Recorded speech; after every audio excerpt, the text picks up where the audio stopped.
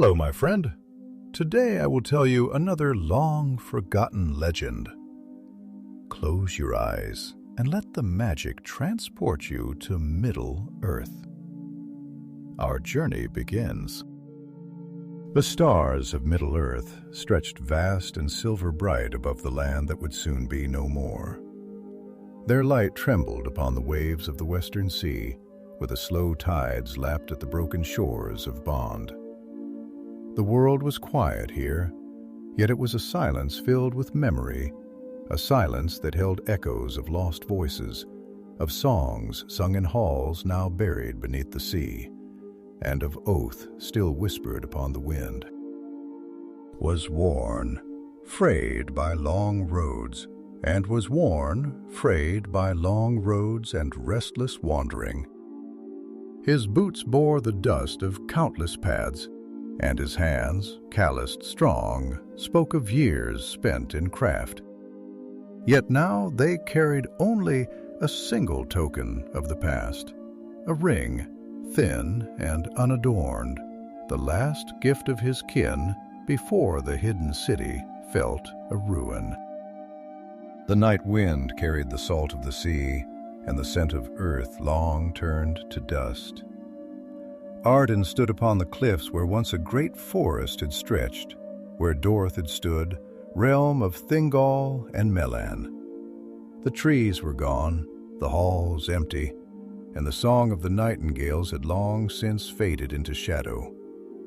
But still the sea whispered, and in that whisper Aranon heard it again, the voice that had haunted him in dreams. Seek the light that lingers, seek the gleam of the Serral. The words were no longer a whisper in the night. They rang in his mind like a bell tolling across forgotten years, carrying the weight of fate upon their breath. He knew not whose voice it was. He knew only that it called him ever westward, beyond the lands he had known, beyond the ruins of elven halls and the bones of forgotten wars. For in the depths of the earth, beneath rock and water, beneath time itself, a Silmaril yet gleamed. The weight of memory as he stood upon the cliffs, watching the tide stir below. Aranon thought of the great jewels, the works of Fëanor, which had been the pride and doom of the elves. He had never seen them, not with his own eyes, yet he had seen their aftermath. He had seen Maedhros, eldest of Fëanor's sons, in the days when the oath still burned like fire in his heart. He had seen Maedhros standing upon the shores of Sion, his song filled with sorrow, even as his hands were stained with the deeds that could not be undone. He had seen the ruin of Dorth, the fall of the havens, the last grief of Elwing as she cast herself into the wave. And now all was lost. But not all. Something remained. The light of the Silmarils had not been extinguished. One gleamed upon the brow of Endil as he sailed the heavens beyond reach of the world. One had been swallowed into the very heart of the earth, hidden forever from eyes that would seek it. And the last had been claimed by the sea. It was that one that Aranon sought, not for himself, not for greed, but because something, someone, had called him to it, and he could not turn away. A meeting on the cliffs. Even now you follow the whisper of jewels long lost. The voice broke the hush of the night, deep and edged with something unreadable. Aaron turned, his hand instinctively falling to the hilt of the dagger at his side, though he did not yet draw it. The figure that had spoken stood at the edge of the cliff, a shadow against the stars, tall and unmoving. The moonlight caught the stranger's face, and in that moment, recognition struck like a blade. Midas? But how? Aaron had thought the son of Fëanor lost. He had heard the tales, The whispers that Maedhros and Maglor had vanished after the taking of the last Silmarils. The cursed gems that had burned them as punishment for their deeds. Some said Maedhros had been consumed by the fire of the earth itself, swallowed by the doom he had helped shape. Yet here he stood. Or perhaps this was but a shade, a lingering ghost, bound to the land where the past had not yet faded. Aranon did not speak. He only watched, his heart heavy with questions he did not yet dare to ask. Maedhros stepped forward, the silver threads in his dark hair catching the light. His face was lined with the weight of years beyond counting, and his eyes, those eyes, held a depth that no living soul should have borne. "You seek the Silmaril of the sea," Maedhros said at last, "and yet you do not know what you would do should you find it." Aranon did not answer. He did not need to. The silence between them stretched long, heavy with the unspoken burdens of an age now past. And then Maedhros laughed low, bitter, a sound that did not belong to joy. "You are not the first to search," he said, "and you will not be the last. The sea does not give up its treasures easily, nor does fate bend to the will of those who seek to mend what has been broken." Aranon hesitated, but at last he found his voice. "I do not seek to mend the past. I only seek to understand it." Maedhros' gaze was sharp, as if searching for something in Aron's words. For a moment he did not respond, but then slowly he nodded. "Then come," he said. "If you would chase the echoes of a lost age, you will not do so alone." And with that he turned, walking toward the edge of the cliffs, toward the place where the land met the restless tide. Aranon followed. A journey begins. Beneath them, the waves moved in the darkness, turning the reflection of the stars into broken shards of light. The tide pulled at the land like a restless dream, as if something beneath the waters called to them in return. And so they walked, one who had known the fire of the Silmarils, and one who had only ever glimpsed their shadow. The night stretched before them, endless and full of quiet things unseen. But the whisper of the sea did not fade, and somewhere far beneath the waves, a Silmaril still gleamed. The night stretched vast and boundless above them, its endless vaults scattered with the light of cold, ancient stars. The wind, restless and wandering, swept across the cliffs, carrying with it the scent of the sea, briny and deep, with the taste of something older than time, something lost and yet unforgotten. The waves below moved with slow, deliberate power, carving the land as they had for ages beyond reckoning, whispering secrets in the language of foam and spray. Each breath of wind was like a sigh from the depths of the world, laden with memory, with longing, with the ghosts of things once bright and now faded into twilight. Maedhros stood upon the edge of the precipice, motionless save for the shifting of his long cloak which billowed against the wind like a banner of shadow. His figure, tall and worn, seemed sculpted from the stone itself, carved by suffering, honed by an unyielding fire that still smoldered beneath the weight of years. His red hair, now touched with silver as though frost had settled upon the embers, stirred in the salt-laden gusts. But as his face remained still, his gaze fixed upon the dark horizon where the sky met the restless tide, Aranon stood a pace behind him, feeling the weight of the moment press upon his spirit like the hush before a storm.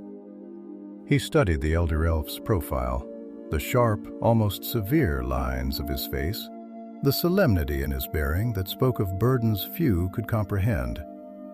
And yet beneath the unyielding exterior, beneath the armor of time and loss, there was something else, something deeper, more elusive, a sorrow too vast to be named, a wound so deep it had ceased to bleed and instead had turned to stone within him. The silence stretched between them, long and unbroken, until at last Maedhros spoke.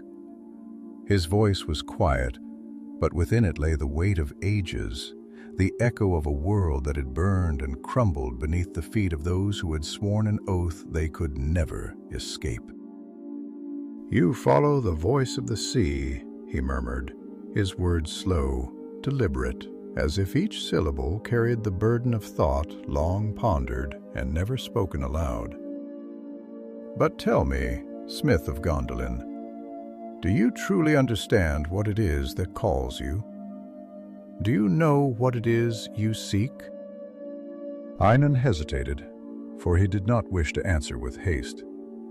He let the question settle within him, let it unfurl like a tide drawing back to reveal the shape of the shore beneath. He had chased this whisper, this dream, across lands now turned to ruin, through paths where the footprints of the past had long since faded into dust. But to say he truly understood, to say he knew what it was he sought, that would be a lie, and he would not shame himself with falsehood before a son of Fëanor, before one who had lived through the making and unmaking of legends. At last he breathed in deeply, feeling the salt sting his throat, tasting the memory of forgot-gotten lands upon his tongue. "I seek the Silmaril," he said, his voice steady but low. "Not because I would claim it, nor because I wish to wield its light. I do not covet it, nor do I dream of possessing what was not made for my hands. But there is something in the marrow of my bones, something I cannot name that draws me to its resting place. A voice that does not belong to me, a song I have never heard before. And yet," he exhaled, his breath mingling with the mist rising from the waves below. "And yet it is familiar, as if it has always been waiting for me to listen." Maedhros did not move, but his gaze shifted, sharp as a blade of elven steel. For a long moment he said nothing, only studying Aranon with an intensity that felt like the weight of a judgment long withheld. And when he finally spoke, his voice was softer, though no less heavy with meaning. "The Silmarils are not mere jewels," he said, and there was something in his tone, something distant, something that trembled beneath the surface of his carefully measured words. "They are not treasures to be sought, nor prizes to be won.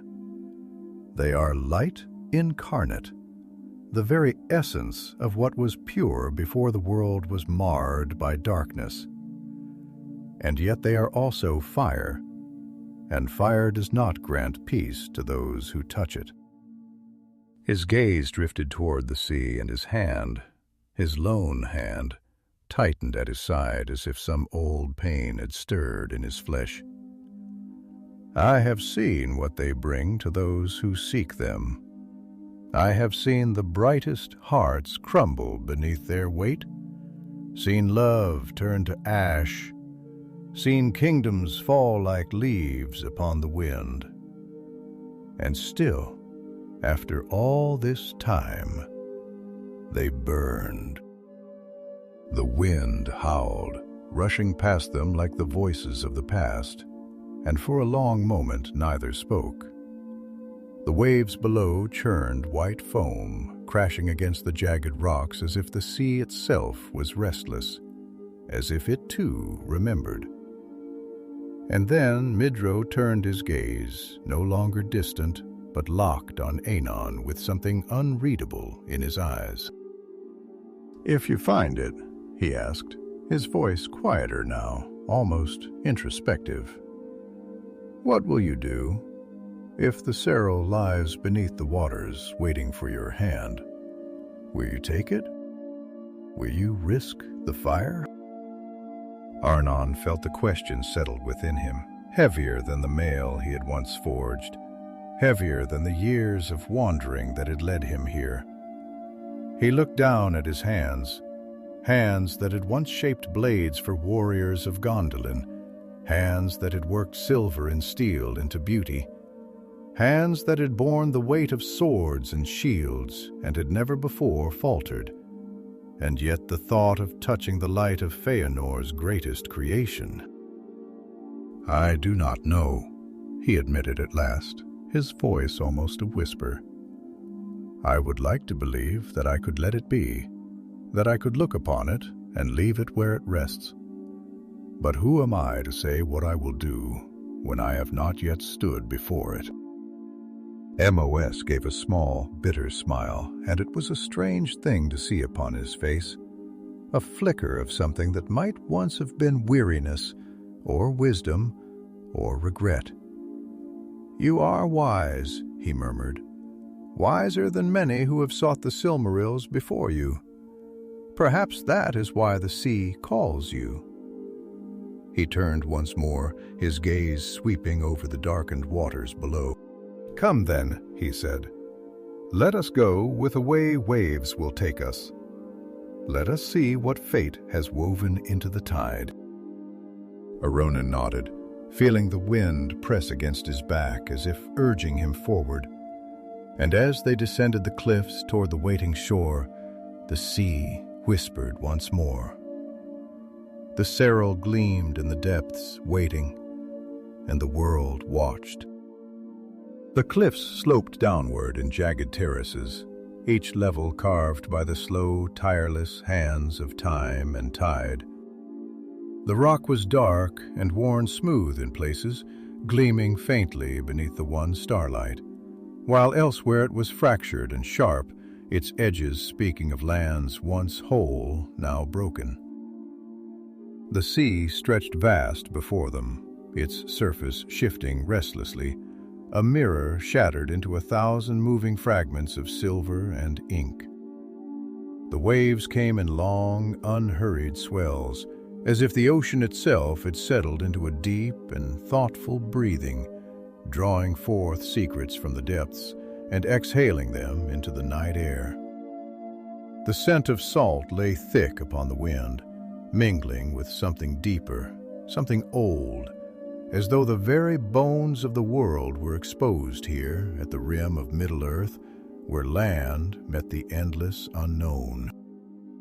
They descended in silence, Maedhros leading, his pace steady and measured, Aranon following. Each step taken with the caution of one who knew that the ground beneath his feet was not merely stone, but the remnants of an age long past. Every crack in the rock seemed to whisper.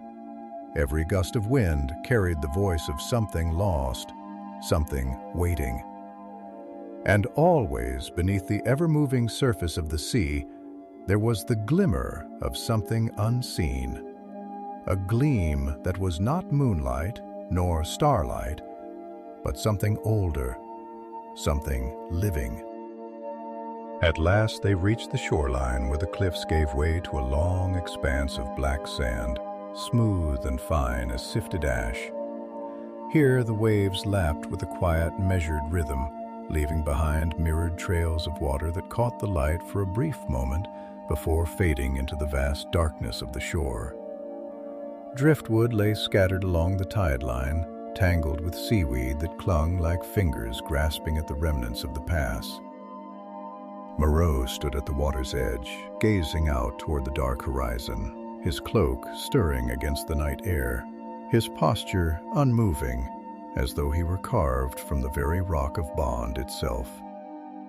His one hand hung loose at his side, but there was tension in the fingers, a tightness in the set of his shoulders, a restraint that seemed almost unnatural, as if some great force within him struggled against the weight of 1,000 unspoken thoughts. At last he spoke, his voice low and measured, yet filled with something deeper than mere words could contain. "The sea does not forget," he murmured, more to himself than to Aranon, though the younger elf listened as though the wind itself had fallen silent to let these words take shape.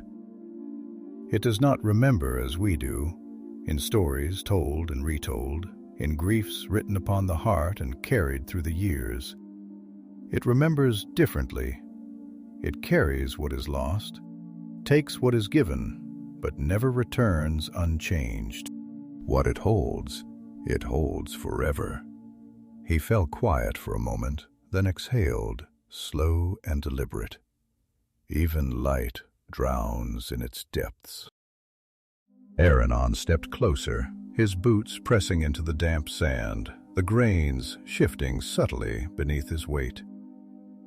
"And yet," he said after a long pause, his voice thoughtful, "light is not so easily extinguished. A flame can be buried beneath earth and stone, but if even the smallest ember remains, it may yet be kindled anew. Perhaps the sea does not forget, because it is not meant to. Perhaps it holds not only what is lost, but what must one day be found." Maedhros turned slightly, his gaze sharp, assessing, searching for something in Aaron's face, some measure of understanding that went beyond mere words. Then, with a faint, weary smile, one that barely curved his lips but lingered in his eyes like the memory of distant fire, he inclined his head. "You speak as one who has not yet seen the fire consume," he said, "as one who believes in the mercy of fate." He looked out over the water again, his expression unreadable. "Tell me, Smith of Gondolin, do you truly believe that the past can be redeemed? That what was lost may yet be restored?" Pignon hesitated. It was not an easy question, nor one to be answered lightly. He had seen too much, walked through the ruins of too many great halls, traced his fingers over walls that still bore the marks of desperate battle, of blood spilled and hopes shattered. He had seen the ghosts of fallen kings in the broken stones of Aranon, heard the echoes of lost songs in the silence of Dorth. He had carried the weight of history upon his back like a cloak woven from sorrow and dust. And yet something remained. Perhaps it was foolishness. Perhaps it was nothing more than the stubborn hope of one who had seen too much ruin and refused to believe that ruin was all there was. But he had always believed that nothing was truly gone, not if it still lingered in the hearts of those who remembered. And the Silmaril still gleamed, hidden though it was beneath the weight of the sea. Could light endure even when buried beneath the waves? Could it, after all this time, still be waiting? "I do not know if the past can be undone," he admitted, his voice quiet, thoughtful, shaped by the weight of his own uncertainty. "And I do not know if redemption is something that can be taken, or if it must be given, like a gift freely offered. But I do know this: if the Silmaril still shines beneath the water, if its light has not been extinguished, then there is still something left of the fire that once was. And if it remains, then perhaps not all is lost." Maedhros was silent for a long time. The waves whispered against the shore, the stars shimmered in the dark vault of the sky, and the wind moved around them like the breath of something unseen. Then at last he turned, his gaze resting fully upon Aranon, and in his eyes there was something that had not been there before. Not hope, not exactly, but something close, a recognition, an understanding, a memory of what it had once been to believe. "Come," he said at last. "If the past still lingers, if there is yet light beneath the sea, then we shall find it." And as they stepped forward, the tide pulled back as if drawing a path before them. The journey had begun. The sea stretched before them, dark and restless, an expanse without end, its surface shifting beneath the breath of the night wind. The moonlight fell, and slanted silver beams catching upon the waves and casting them in shifting layers of pale luminescence and fathomless black. A tide murmured ceaselessly, its voice ancient and unyielding, whispering of things lost beneath its ever-turning depths, of kingdoms swallowed by time, of jewels that still gleamed in the abyss where no hand could reach. And yet, standing upon the edge of that boundless expanse where the land met the unknowable, the two figures who gazed into its shimmering heart were not mere travelers seeking relics of the past, but something more. Something suspended between memory and fate, between fire and water, between what had been and what might yet be.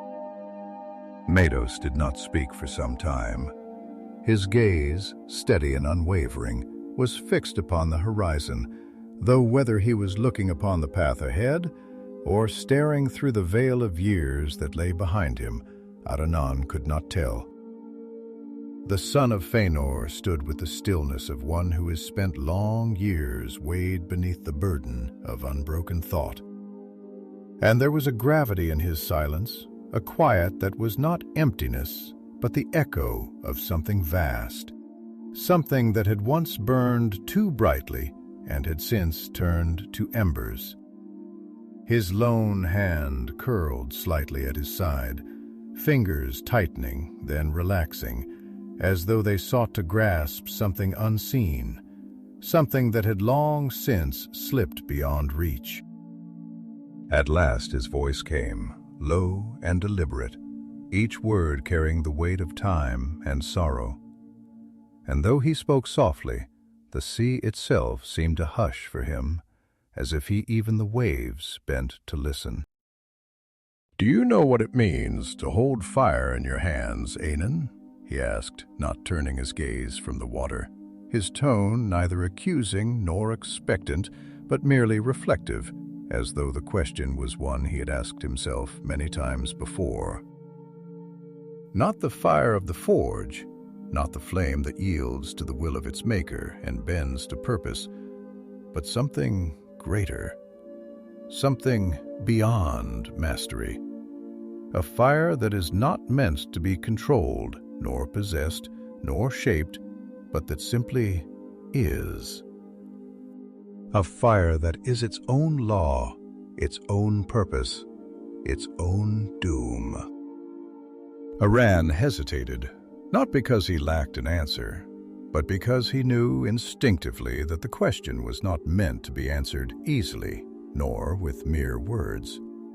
He had held fire before in his own way, had shaped it upon the anvils of Gondolin, had watched it dance upon molten metal, had felt its warmth flickering upon his skin as he worked. But that was not what Maedhros spoke of. The fire of the Silmarils was something else entirely, something pure, something that neither obeyed nor yielded, something that burned not because it was commanded to, but because it could do nothing else. It was light that could not be dimmed, a radiance that knew neither mercy nor restraint. And to hold such fire, to seek it, he exhaled, his breath mingling with the salt air, and when he spoke his voice was measured, careful, but not uncertain. "I do not know if any can truly understand such fire unless they have held it," he said at last, his words slow, not because he doubted them, but because he wished to give them their due weight. "And perhaps not even then. But I know that fire is neither good nor evil.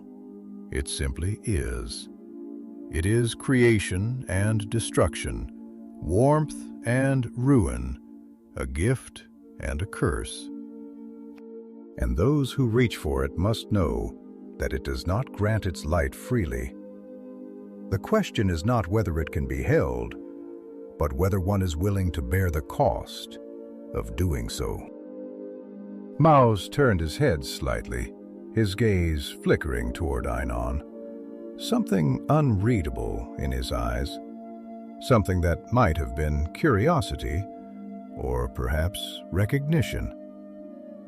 There was a long pause before he spoke again, and when he did, there was something almost distant in his voice, as though he were recalling words spoken long ago, words that still lingered unforgotten. "There was a time when I would have called that wisdom," he murmured, and there was a flicker of something, perhaps amusement, perhaps sorrow, in his tone.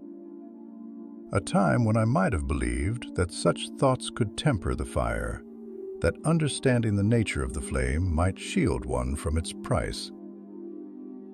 He let out a quiet breath, his gaze returning to the sea.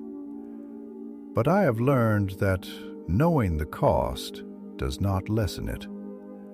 The Silmarils do not burn because they choose to. They burn because they cannot do otherwise. And those who touch them do not escape untouched." Aranon watched him for a long moment, noting the slight tension in his posture, the way his shoulders carried a weight that could not be seen. The way his hand, though, still seemed to remember the grasp of something that had once burned too bright for any mortal or immortal hand to bear. He had heard the stories, of course. All of Middle-earth knew them. He had heard of how the sons of Fëanor had sworn the oath that had bound them to ruin, how they had pursued the Silmarils to the ends of the world, how in the end they had found them only to suffer for their claiming. He knew of how the gems had rejected their hands, searing them, turning their touch away as though even their light could not bear the weight of so much blood. And yet to stand beside Maedhros now, to hear his words not as legend, but as truth spoken by one who had lived it, was something else entirely. For a long moment, neither spoke. The wind stirred the sand in ghostly spirals. The sea whispered against the shore. And above them, the stars gleamed cold and distant, their light untouched by the sorrow of the world below. Then Maedhros moved, stepping toward the water, his boots sinking slightly into the wet sand as the tide washed over them, soaking the hem of his cloak. He stood there for a moment, letting the sea move around him as though listening, as though waiting. "If it is still there," he said at last, his voice barely more than a murmur, "if the Silmaril still lies beneath the waves untouched, unclaimed, then perhaps it is because it wishes to remain so." His lone hand curled slightly at his side, then stilled. "Perhaps it does not wish to be found." Aranon took a slow step forward, feeling the chill of the tide reach his own feet, feeling the pull of the water against him, the soft resistance of the world that had never belonged to him. "Then why does it still call?" he asked, his voice quiet but steady. "Why does the sea whisper of it, if it wishes only to be forgotten?" Maedhros was silent for a long time, and when he turned to look at Aranon again, there was something in his eyes that was neither answer nor certainty, but something deeper, something that could not be put into words. "Because fire does not die," he said at last, his voice like the shadow of a memory, a thought that had long haunted him. "And light does not fade, even in the depths of the sea." The waves moved around them, the wind curled between them, and beneath the vast, unbroken expanse of the night sky, the journey into the unknown began. The sea stretched vast and formless before them, a great expanse of shifting silver and endless shadow, its surface stirred by unseen hands that shaped the restless tide. The wind, cold and insistent, whispered across the water, carrying with it the salt, heavy breath of distant lands, of forgotten shores where time had ceased its turning. The waves lapped at the shore with quiet, deliberate patience, as though they had all the ages of the world to wait, as though they knew that sooner or later all things would come to them, drawn by the inevitable pull of the depths. And standing upon the threshold of that vast and boundless expanse, Maedhros and Aranon seemed small, their figures dark against the moonlit sand, like two shadows waiting upon the edge of some great design. Figures not yet written into the fabric of fate, but standing close enough to feel its breath. The silence between them was heavy, not with hesitation, but with thought, with the weight of unspoken words that had not yet found their form. And beneath it all, beneath the hush of wind and water, there was another sound, a whisper, faint as a memory, distant as the light of the stars above them. The whisper of the Serral, the echo of something that had never truly been lost. Maedhros stood with the tide washing over his boots, the water rising and retreating like a living thing, cold against the warmth of his skin, as if the sea itself sought to draw him inward, to pull him into its quiet embrace. His expression was unreadable, but in his eyes there was something ancient, something that had looked too long into the abyss and had found in it a reflection of itself.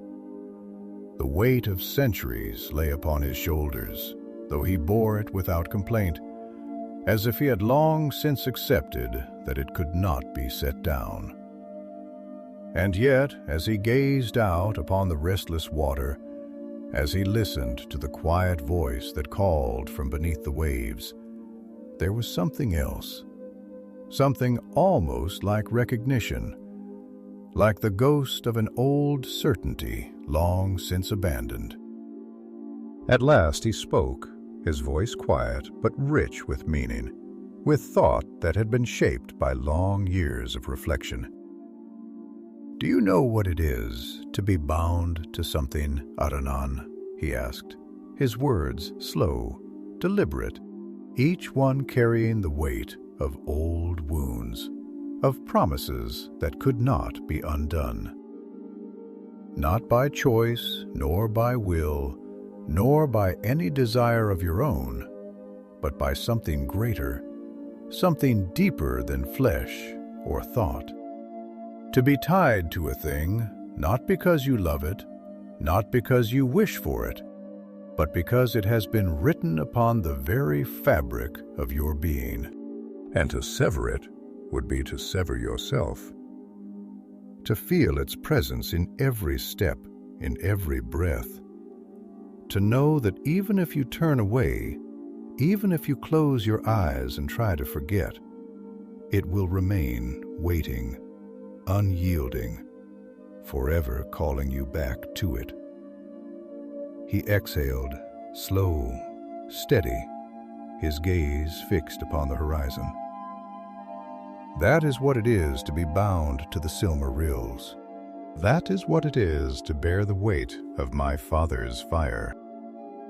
Aranon did not answer immediately, for the words were not ones to be met with haste.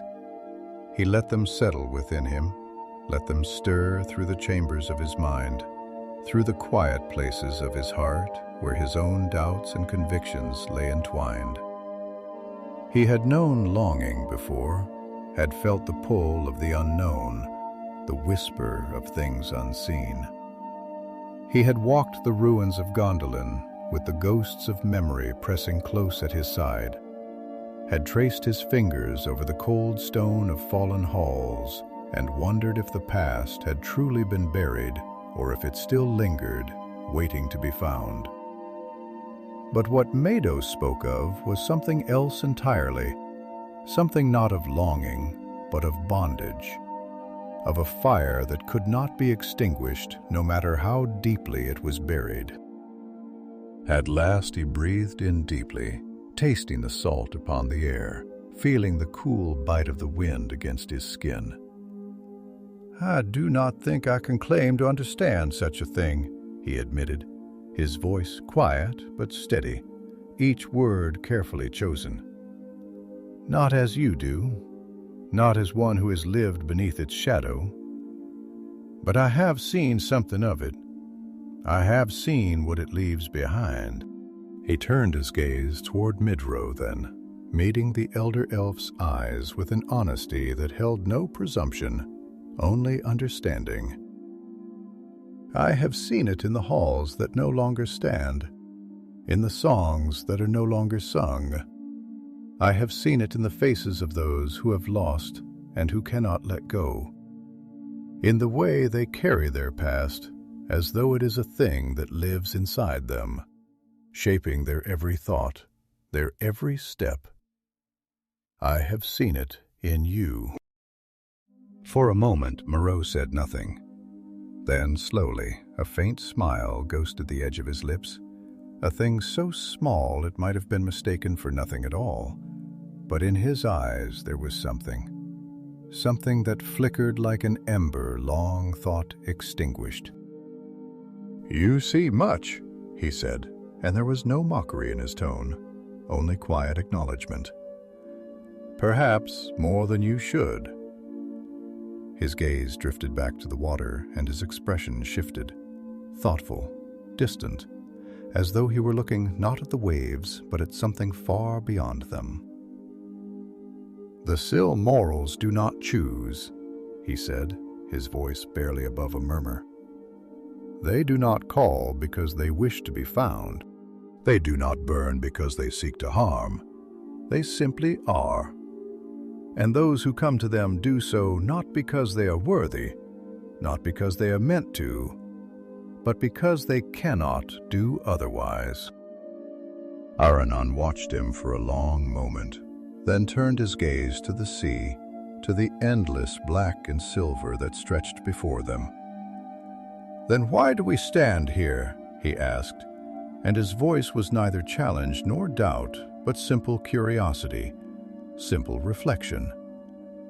"If the Silmaril does not chew, if it does not call, then why does the sea still whisper of it? Why does its light still gleam beneath the wave?"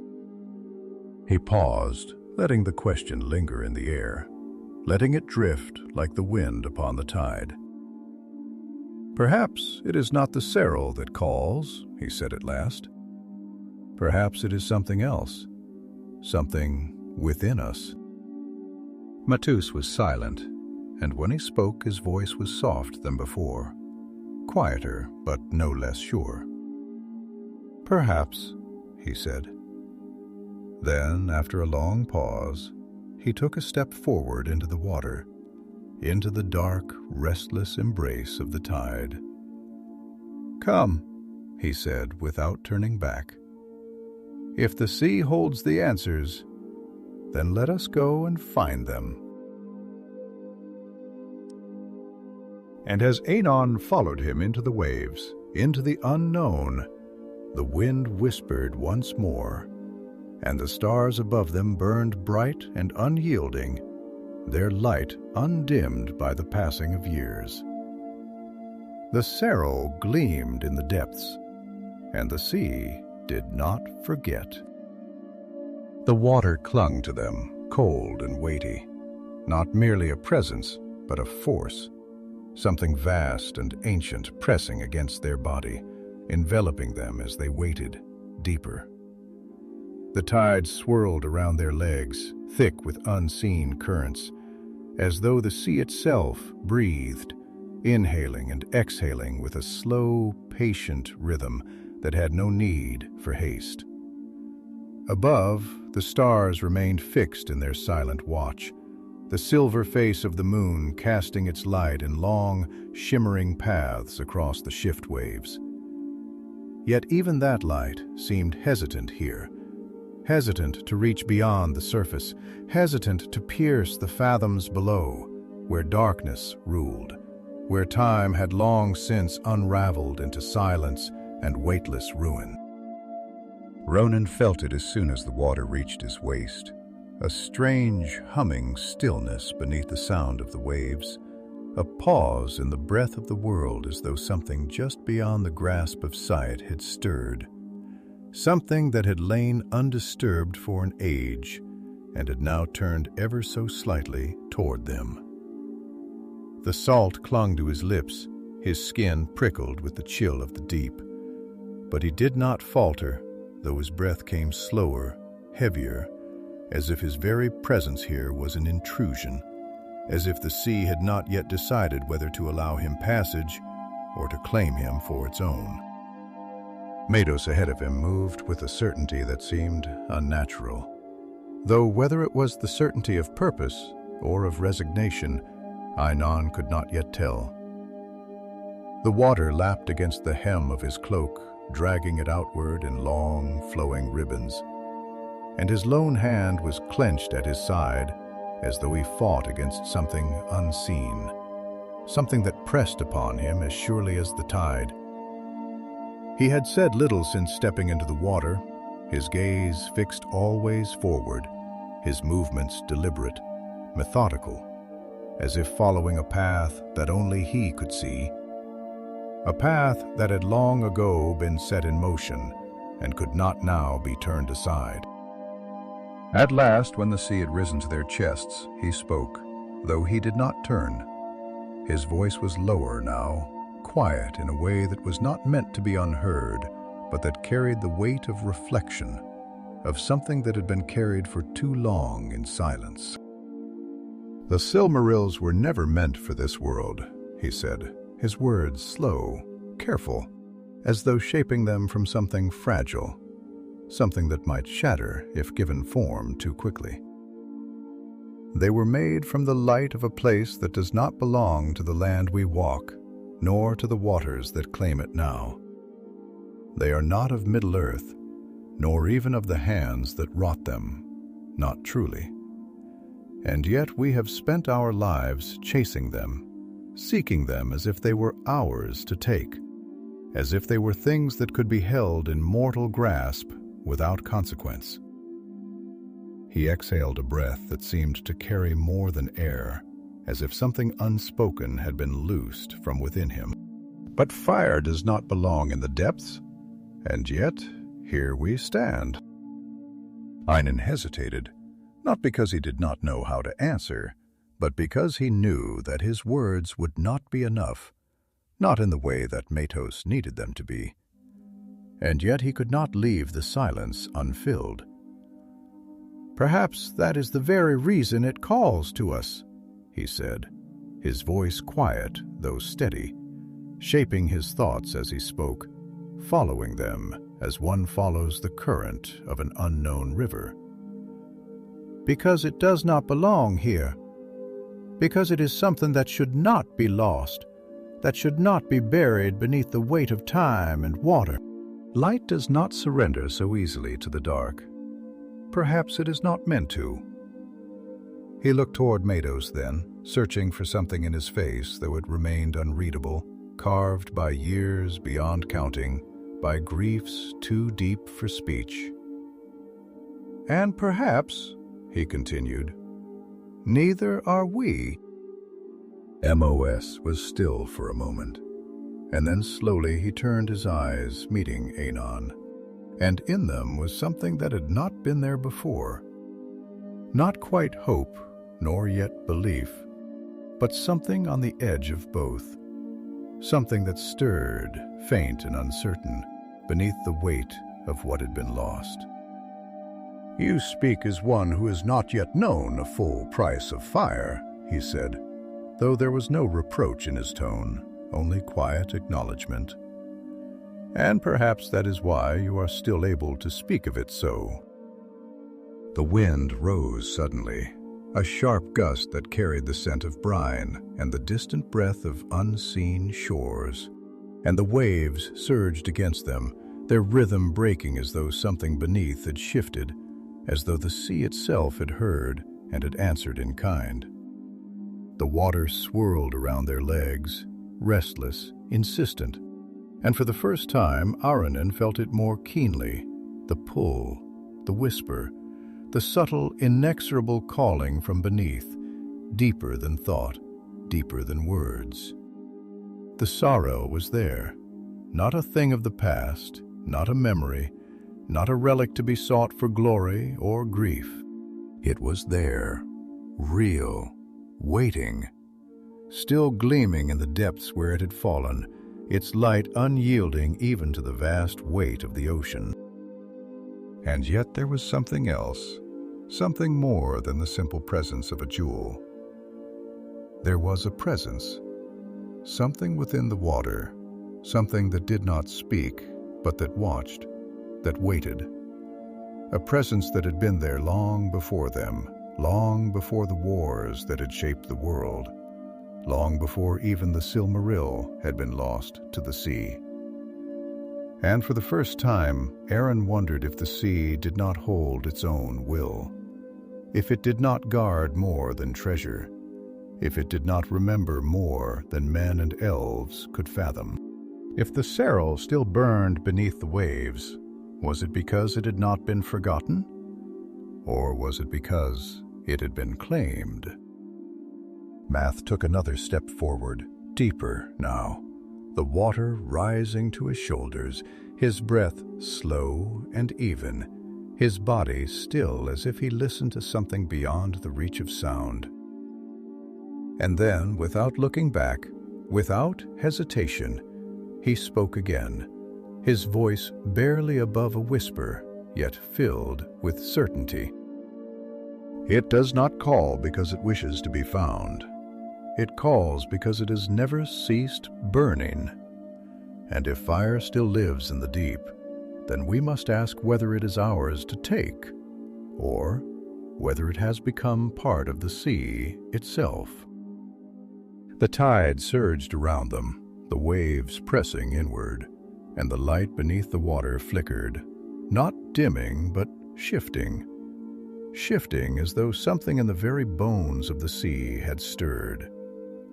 And in that moment, standing upon the edge of something vast and unseen, Aranon felt it fully. The weight of the past, the pull of the present, and the great and silent question that lay in the depths before them. Were they seeking the Silmaril, or had it been waiting for them? And as the wind howled around them, as the tide pressed against them, as the moon cast its pale and knowing gaze upon the restless waters, the sea did not answer. The sea did not need to. The water had swallowed them now, dragging them into its cold, endless embrace. A world without sky, without land, without time. The air that had filled their lungs was gone, surrendered to the deep. And in its place was silence, vast, absolute, pressing upon them as if the weight of the ocean itself was a voice that could not be heard, but only felt. The surface had vanished above them, lost to a slow, shifting veil of darkness and refracted light. The distant glow of the moon no longer their guide, only a memory, only something that belonged to another world. And still they descended. The sea wrapped itself around them, thick and unyielding, no longer merely water, but something heavier, something living, a thing with memory, with patience, with an eternity in which to wait. The pressure tightened, creeping against their bones, yet the sea did not crush them.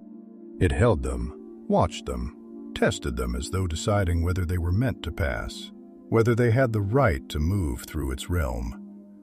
It did not fight them, but neither did it yield.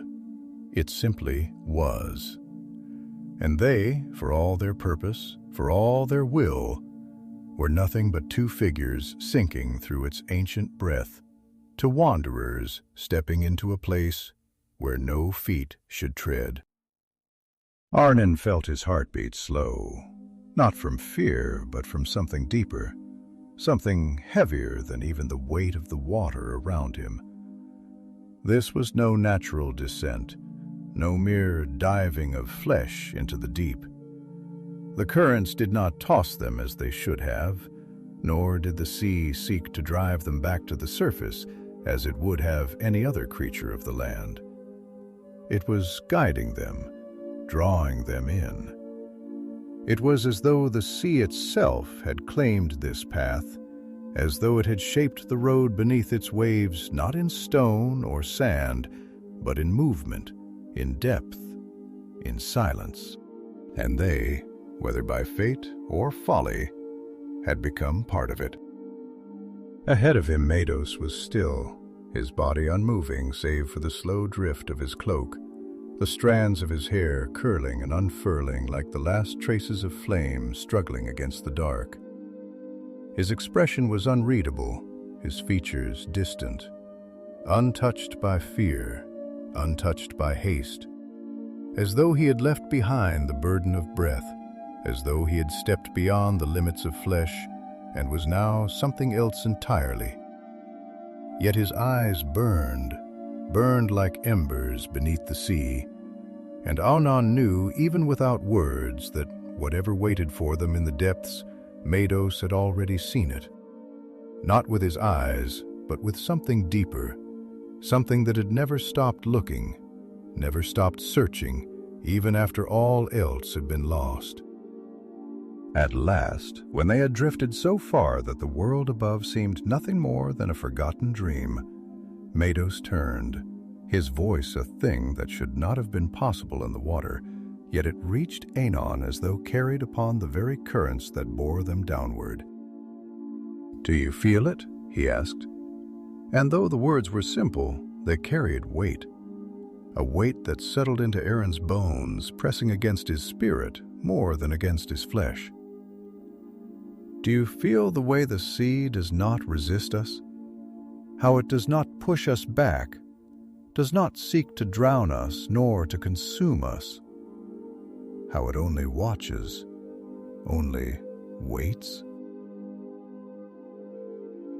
His gaze did not waver, but there was something behind his eyes, something that had not been there before, a flicker of understanding, of recognition, of something that had not yet taken shape, but had begun to stir.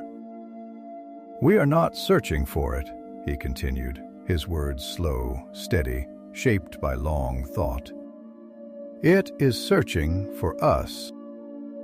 Aranon did not answer at once, for he did not need to. He could feel it now, the pull, not as a force that dragged, not as an urging towards something that demanded to be found, but as a presence, unknowing, a thing that had waited patient and silent for the hands that would reach toward it. Not to take, not to claim, but to understand.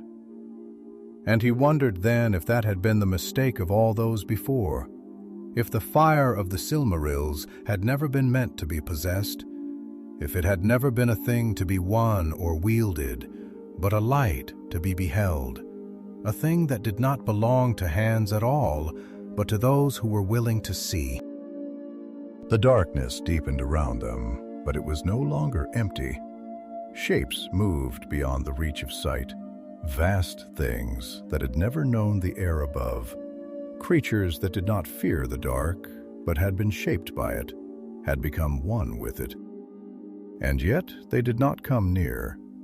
They lingered only at the edges, watching, waiting, as though they too knew, as though they too understood that something more ancient than themselves lay ahead, something not of their world, something that did not belong even to the deep. Then at last the blackness began to shift, not dispersing, not breaking, but thinning, softening, as though the very nature of the water had begun to change, The current no longer pulled them downward. It guided them forward. And ahead, so distant yet so clear, there was a glow.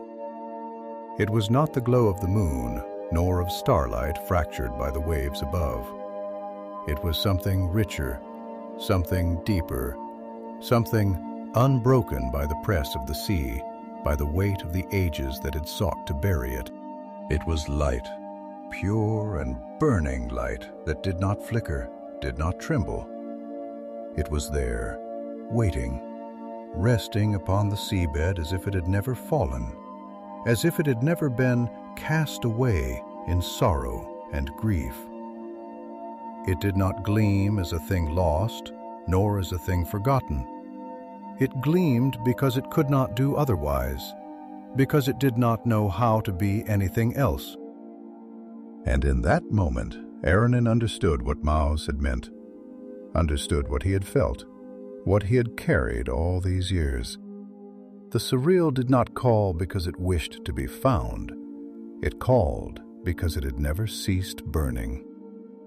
And as they drifted closer, as the water parted to reveal its light in full, Aranon felt something shift within him, something vast and unshaped, something that had waited just as long as the Silmaril had, something that was not longing nor desire, nor even understanding, but the quiet, inescapable truth that once a thing is seen, it can never again be unseen. The sea held its breath, and the light did not fade. The water lay still around them, thick and heavy, as though the sea itself had ceased its endless motion, as though it had surrendered to the presence of the light, as though it had forgotten for this moment how to pull and push, how to rise and fall. The great currents that had carried them here had quieted, not with the exhaustion of spent force, but with something deeper, something like reverence. There was a hush in the deep, a silence that was not emptiness but fullness, an awareness, a waiting, as if all things beneath the sea, from the smallest unseen creatures to the vast and unknowable shapes that had drifted in the distance, were now watching, now listening, now bearing witness to what had come to pass. And at the heart of that hush, at the center of that stillness, the sorrow burned. It rested upon the seabed, nestled in a hollow of smooth, pale stone, as though the very earth of the ocean floor had shaped itself around it, had cradled it for all these long years, keeping it untouched, unclaimed. And though the darkness of the abyss surrounded it, though the endless weight of the sea pressed upon it, the light did not waver, did not bow, did not bend. It burned as it always had, as it always would, as it had burned in the crown of Morgoth, as it had burned in the hands of Beren and Luthien, as it had burned when it was cast into the sea. Not as something lost, but as something that could not be extinguished. And yet as they beheld it, as they stood within the reach of its radiance, it was not fire that filled them, not the heat of Fëanor's restless will, not the consuming hunger of the oath that had driven brother against brother, that had stained the hands of kings with the blood of kin. It was light, pure, unburdened, and in that light there was no demand, no promise, no call to be taken, or warning to be turned away. There was only being. The Silmaril was here as it had always been, and it had never needed to be found. It had simply waited. Maedhros did not move. His body was still held in the weightless hush of the sea, his cloak drifting slowly around him, his lone hand half curled at his side. Yet there was a tension in him, not in flesh, but in something deeper, something that had been bound for far too long, something that had known too much loss, too much grief, too much fire. His eyes fixed upon the Silmaril did not flicker, did not blink, did not shift from that gleaming light. But they were not filled with triumph, nor longing, nor even sorrow. There was only silence within them, the silence of something that has reached the moment upon which all else has turned and does not know what will follow. Aranon, watching him, said nothing. For the first time since they had begun this journey, since they had set foot upon the darkened shore, since they had followed the whisper of the sea into the deep, he did not know if there were any words to be spoken. He had thought once that this was a quest, that they were searching for something, that the Silmaril had called them because it wished to be taken, to be carried out of the abyss and returned to the world above. But now, as he stood before it, as he felt the hush of the deep settle around them like the paw between heartbeats, he realized the truth. It had never been about finding the Silmaril. It had been about standing here. It had been about this moment, this meeting, this reckoning between light and those who had sought it for so long that they had forgotten why. At last Maedhros exhaled, though no breath escaped his lips, for they were deep beneath the sea where air had no place. Yet still it was a breath, the loosening of something ill held, the exhalation of a weight carried for centuries beyond counting. And then slowly, carefully, as though he did not yet know if the choice was his to make, he reached out his hand. The water did not stir, the light did not flicker, and for the first time since the oath was sworn, since the doom of Maedhros was spoken, since the Silmarils were lost and war had torn the earth apart in their name, Maedhros' hand hovered before the fire of his father's making. Without certainty, without need, without hunger. And in that moment, Aranon understood. The Silmaril had never been meant to be taken, not by Morgoth, not by Fëanor, not by kings or warriors, nor by those who sought them in grief or rage or hope. They were not things to be possessed, to be carried as tokens of victory or loss, as proof of right or claim. They were light. They were fire. They were not meant to be held. Maedhros' fingers trembled, his palm hovering just above the Silmaril, close enough that its glow bathed his flesh in silver, close enough that he could feel its warmth. Not burning, not rejecting, but simply there, waiting as it always had. And then his hand closed, not upon the jewel, not upon the fire, upon nothing, upon empty water. And Maedhros, who had sworn the unbreakable oath, who had followed it through blood and ruin, through war and sorrow, through fire and darkness, let his fingers uncurl, let his hand fall away, let the light remain where it was. And the Silmaril did not fade, it burned still. It burned because it was meant to. Maedhros turned then, his gaze meeting Aranon, and in his face there was something unreadable, something that was neither joy nor sorrow, but something that had never been there before, something like peace. "Let it be," he murmured, and his voice was not filled with regret, nor with yearning, nor even with farewell, only with acceptance. And as they turned away, as they left the Silmaril where it lay, the sea began to move again. Not in anger, not in rejection, but in release. The current stirred, the hush began to fade, and the weight of the deep which had held them so carefully, so gently, now began to lift, to bear them upward, back toward the world they had left behind. And in the darkness below, the light of the Silmaril remained gleaming in the deep, as it had for all these long years, untouched, unclaimed, not lost, but simply waiting. The sea did not forget, but it did not hold. It let them go.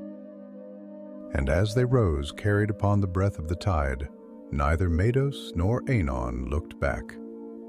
There was no need. The Sil would burn forever. The sea carried them upward, lifting them upon the slow, steady breath of the deep, as though the very waters that had guided them down now sought to return them to the world above.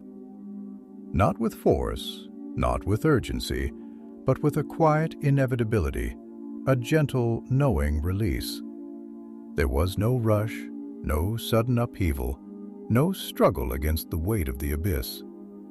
It was not the expulsion of unworthy trespassers, nor the rejection of those who had come seeking what was not theirs to take. It was something softer, something deeper, an understanding. The ocean, ancient and endless, had tested them, had watched them, had measured the weight of their hearts against the burden of history, and now, satisfied, it let them go. Not as victors, not as conquerors, but as those who had come to listen, to see, and to leave unchanged. The light of the Silmaril faded beneath them, not because it had dimmed, not because it had disappeared, but because it did not need to be looked upon to be known. It remained deep in the heart of the sea, untouched, unclaimed, not lost, but waiting as it had always waited. And Maedhros, who had spent his life in pursuit of that light, who had followed it across battlefields and bloodshed, who had burned beneath the fire of his own oath, did not reach for it, did not turn his gaze downward, did not let his thoughts linger upon what might have been, upon what once was.